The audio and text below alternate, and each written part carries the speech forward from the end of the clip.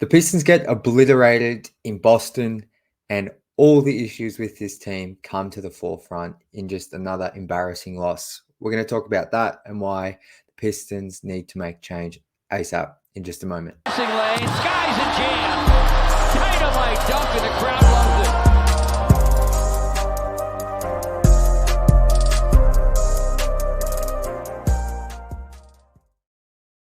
Welcome back to Pistons Intellect. I'm your host, Jack Kelly. You can follow me on Twitter at Jack_Kelly_313. And as always, if you're feeling so kind, please hit that subscribe button. As I mentioned in my last video, really want to hit 1,000 subs before the end of the season. We've got 2 to 3 weeks left, and that's a little goal of mine. You can also support us on our Instagram and at Pistons_Intellect, as well as I said, find me over on Twitter for my personal opinions and thoughts. Now, as you can see, I don't have talking points today.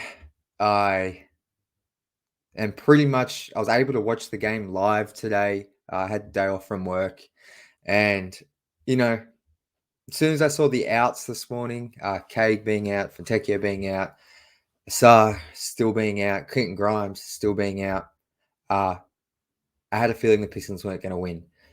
Jason Tatum didn't play in this one. Al Horford didn't play in this one. Thought the Celtics were missing a couple more guys. But honestly, even whether or not the Celtics had a full team, it didn't matter. The Pistons were underhanded today. Wasn't expecting a victory, but after a narrow loss last night, I don't know. I think I was just hoping to see a competitive game. One where at least kind of Jalen Duren and Jaden Ivey can play well. The Pistons started tonight. Marcus Sasser, Jaden Ivey, Stanley Amude, Isaiah Stewart, and Jalen Duren. And the first quarter was okay. It was 31-28. The Pistons were down though by 10 in that quarter. The bench rallied back a little bit.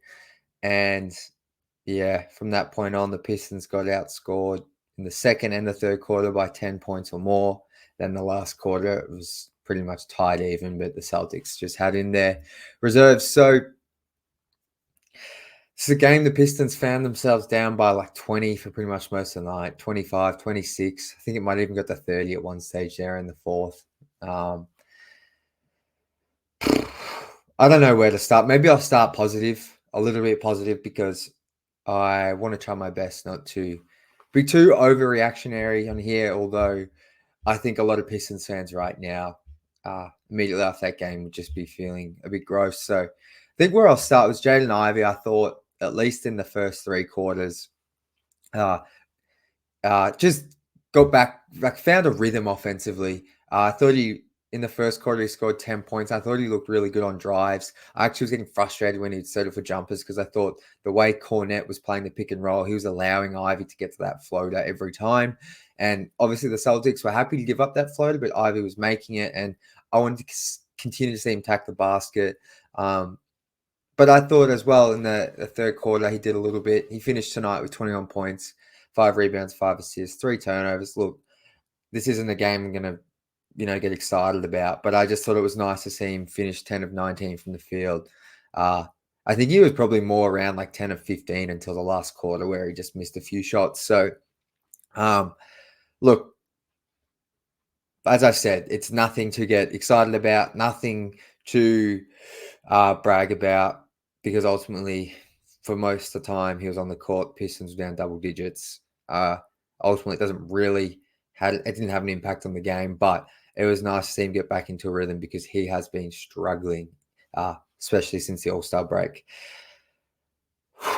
That, and probably I'm going to give some love to, and forgive my pronunciation, but I'm just going to call him Tosan.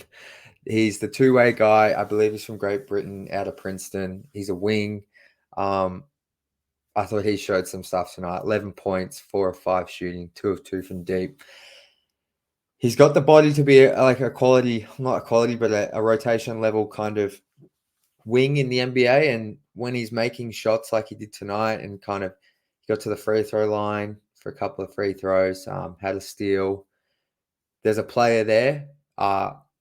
and you can kind of see why the Pistons, I think they drafted him, or they at least signed him immediately after the draft, just gone. But uh, you can see the potential there. I think he's about 6'8", 6'9". Like, seemed to have a pretty big wingspan. Could be like one of those rotational wings, I guess, would be his ceiling. And I thought he took advantage of his minutes. He played 18 minutes, and like I said, scored a career high 11 points. I liked his shot selection. His jumper looked really smooth. Like, I have not watched a second of the Motor City Cruise this season, so forgive me on that. But actually, his jumper looked pretty smooth, and I was hoping the Pistons could find him in the corner a bit more in that last quarter because I just want to see him shoot the ball. But man, that's probably it for the positives. Like, I don't know where to start. I mean, Isaiah Stewart left the game, I think, around the halftime or early third quarter. He aggravated that hamstring injury. So he kind of went for a rebound, and then immediately as he jumped, grabbed I think it was his right hamstring, and exited the game, didn't come back. Don't know how bad that is, but I assume he probably is going to miss a game or two, especially with where this season's at. I hope not, because he's actually been playing pretty well. So, yeah. But title of this video, Pistons get exposed against the Celtics. And pretty much what I mean by that is there is the Celtics are the best team in the NBA right now. At least they're the best regular season team in the NBA right now. They are down like 3 key rotational players, their best player. And I know the Pistons were undermanned tonight. They really were, but you can just see how far off this team is. They lack composure. They have no point guard play, like Marcus Sasser and Ivy tonight. Like, I know they finished with 11 assists combined, but I don't know how much of it is on them and how much is on the coaching staff implementing a pretty stale offense. But it just seems like the Pistons' whole offense is pick and roll. There's rarely anything happening off the ball. They just drive and kick it out, drive and kick it out. And as I said, I think it's a combination of a lack of point guard play and whatever offensive system the Pistons are running, but just a real rough watch. And then you look at the Celtics on their end, they just shoot threes at will. They find the open man, they move the ball. Tonight they hit 22 threes. Like, you're never going to win when your opponent hits 22 threes. That's just an insurmountable amount of threes to give up. And yeah, I think Jalen Duren, another game I've been really disappointed with him. 8 points, 9 boards, but I don't care about the box score at the moment with him because Luke Cornett was having his way with JD. I spoke about in the last episode, I feel like JD struggles against the better starting centers in the league. But Luke Cornett, I think he blocked JD a couple of times. He out-rebounded him. Cornett had 6 offensive rebounds. JD's energy just wasn't there once again. Turnovers. It's just a bad mix right now. And I was thinking about talking about in this, because the game was so bad, I was going to talk about ranking my top 6 players for the Pistons of their first round picks, which I posted in the community notes on the channel if you want to have a look. But I'm just probably in too negative of a mindset right now to zoom out and look at this properly. But I can tell you, even before last night, Jalen Duren was 4th on my list. And it's just because I see the untapped potential there. But this effort stuff, it's just starting to worry me. I really want JD to work out in Detroit. I truly do. I think the pick and roll threat he provides Cade is crucial. He obviously no Cade tonight. Jalen's going to find it harder to score, but just whether Cade is playing or not, some of the defensive stuff and the overall effort is just, it's a little alarming. No matter how young he is, because ultimately, he's only a year younger than Cade. He's not it's not like he's playing on a team of 26, 27, 28-year-olds and he's 19. There's learning defense at the 5.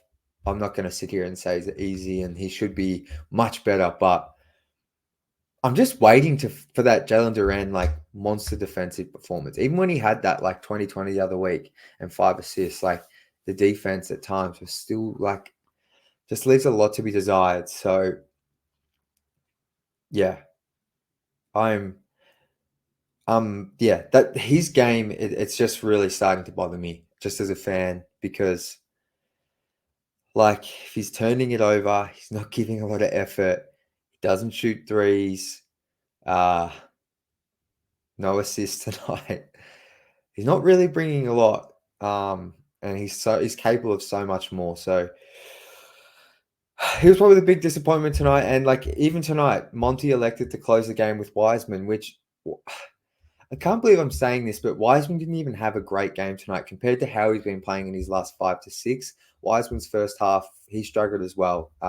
He got pushed around a little bit, out physical by like Cornet and Tillman, but in the second half, Monty rewarded him, and I thought he just continued to show effort. Finished tonight with 12 points, 5 boards, 3 assists, 1 steal, 2 blocks, and that's the area I've been impressed with Wiseman. He's still not a great rim protector, but when you look at him compared to JD and the way he's defending the pick and roll right now and his overall positioning, man, if only Wiseman could rebound, like, could become a better defensive rebounder in particular. He's actually a pretty good offensive rebound. It's the defensive rebound for Wise that kind of lets him down.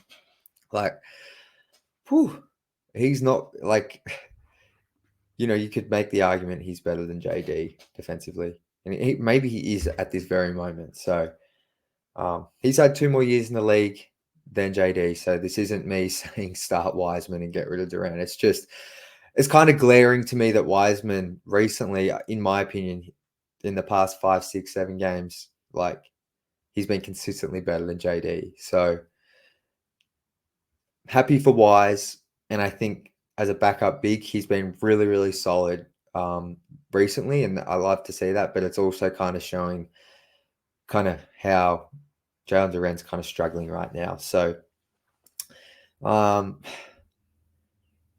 but like overall, man, like I said, like you just see how far off the Pistons are, and I've got here major changes needed in the offseason and ASAP. Like, I don't think you can really do much between now and the end of the season, but I don't know if it's that front office. I mean, I think the front office needs changes no matter what, but whether or not we get that, I don't know. I'm done clamoring for that because I did that all throughout November and December, it felt like.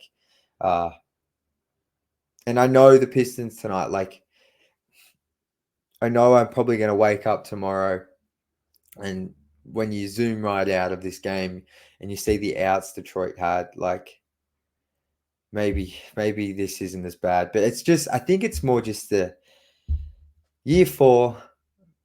I mean, year 4 of Weaver's rebuild. This is year 5 of a teardown. And it's like we are still playing meaningless basketball all year round. Like there's like, let alone in March, April, but it's like, I said this probably 2 weeks ago, maybe. It just sucks. It's like the NFL season finishes, right? Once the Super Bowl's over, it's like the NBA's time, like across like the media landscape, across like eyeballs, viewers, like it's the NBA's time to shine, like March, April, June, May. And it's like the Pistons couldn't be further irrelevant in these periods, year in, year out. Like, it just sucks, man. It's like you get so excited September, October. But honestly, you get to like March, April, and every fan is exhausted because it's like you continually get these performances like tonight where they're just not even in the game at all. Yeah, it's really starting to just take its toll, I feel like, on the fan base. Like it already has, but yeah, these are the games where you get done. You're like, man, I just genuinely wasted 3 hours. And it's like this addiction. Like, you're like, I know I'm going to come back in 2 nights when the Pistons play. Who have they got, man? Let me check this because I just want to see. They're probably So the Pistons in 2 days, they've got, I think, the Pelicans at home. The Pacers at home. So who knows how they'll go then. But the Pacers and the Celtics and the Pelicans and the Knicks and the Wolves and the Wizards in pretty much 10 days. So I don't see them winning any of these games until maybe the Wizards game. Whew. What a season, hey. Let me know how you're feeling. This video is just a rant. I've kind of just put this out to get some thoughts off the top of my head. Like, I don't know what this team does this summer. I think it's starting to become apparent, like maybe you need to move one of the core four this summer to really bring in some genuine players. Like, not to bash on him, but Evan Fournier tonight, like 1 of 9 from the field, 1 of 7 from 3. Like, he was actually good last game. It's like, can't be playing these guys like 25, 30 minutes. Like, it's just, I know there was injuries, but even when there wasn't, Fournier seemed to be getting minutes. And it's just like,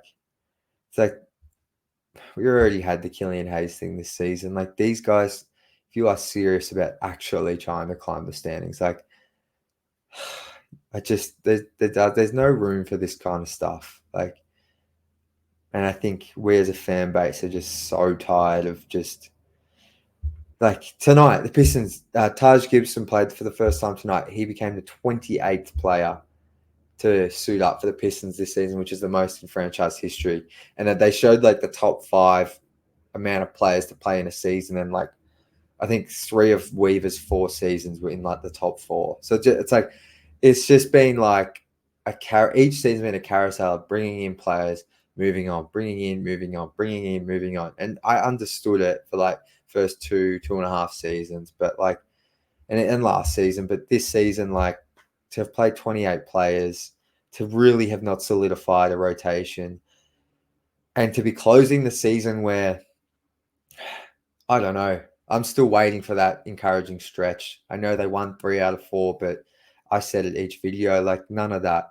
That was nice to see wins. It was nice to see Jaden Ivey have a good game together, but none of that really made me feel great. Like, they beat a poor Nets team, a Hornets team that was depleted, and I can't even remember who the other team was. A bit of Raptors team that was depleted as well. I was missing like RJ Barrett, Scotty Barnes, Jakob. Like, they didn't really beat anyone. It was nice to see them win, but it's like, you can't. Yeah, it's really hard to feel super positive right now. So as much as I like want to continue to watch Pistons basketball, at the same time, like games like tonight, you're just like, can this season just be over? And can we just get to lottery night, see what pick we've got, figure out if that's something we trade, get to the off season, and then you just pray whoever's making decisions with this roster. If it is Troy Weaver and the current front office, you just have to cross your fingers and put blind faith into the fact that they're going to make some good moves. Or if it's a new GM, you just, back them and hope they come in and can make the right moves. Because, yeah, this season, there has been positives. And when I do my eventual kind of season review, I will try and keep it positive, like as dark as it has been. But yeah, these games just suck. They absolutely suck. And I shout out to anyone that continues to watch, continues to go. I saw a couple of Pistons fans in the building at TD Garden tonight. Man, I feel lucky. That's the one Pistons game I went to was Cage rookie season in Boston, and the Pistons actually won. That's a what. So maybe I need to go to more games. I doubt there's any good luck charms though with this team, but yeah, I feel for those in the building tonight because I know Boston fans can be quite insufferable. Like, I appreciate their passion, but yeah, if you're an opposing fan in that building, it can be pretty rough. So yeah, I don't have a whole lot more. I'll be back to review the Pacers game. And I think tomorrow night I'm going to try to get a video out just listing my top 6 and kind of where I see the core 4 plus Stu and Sasa and their Troy's first round picks, how I see them going forward and how the Pistons should prioritize their development and that kind of thing. But until then, thank you for the support as always. And yeah, before we go Pistons.